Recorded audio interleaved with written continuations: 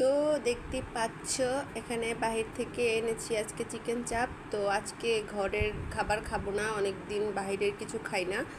তো এই যে নিয়ে এসেছি, কোনো রুটি টুটি নিয়ে আসিনি, বাসায় বানিয়েছি এই রুটিগুলো। তো এই যে মিউনিস দিয়ে খেয়ে খুব ভালোই লাগলো। তো রুটিটা নরম হয়েছে, সাথে সালাদ আছে আর কিছু গ্রেভি নিয়েছি গ্রিলের। গ্রেভিটা ভালো হয়নি বেশি একটা, তো ওটা খাইনি। চাটনি দিয়ে খেতে বেশ ভালোই লাগছিল, বেশ মানে ভালোই, একটু টমেটোটা বেশি দিয়েছে কিন্তু খেতে ভালোই হয়েছিল।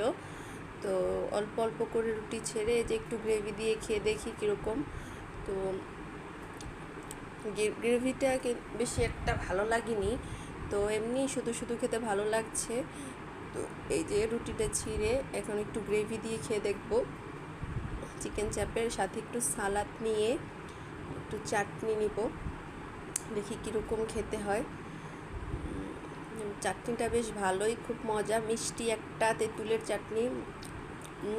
এটা মজা, অনেক মজা হয়েছিল। তো আমার তো পুরোটা খেতে খেয়ে খেয়ে পেটটা পুরো ফুলই করে ফেলেছিলাম। তো এই যে এভাবে খেতে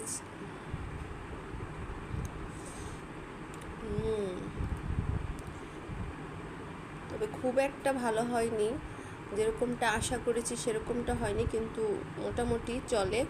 তো গ্রেভিটা খুব একটা ভালো লাগেনি, তাও খাচ্ছিলাম।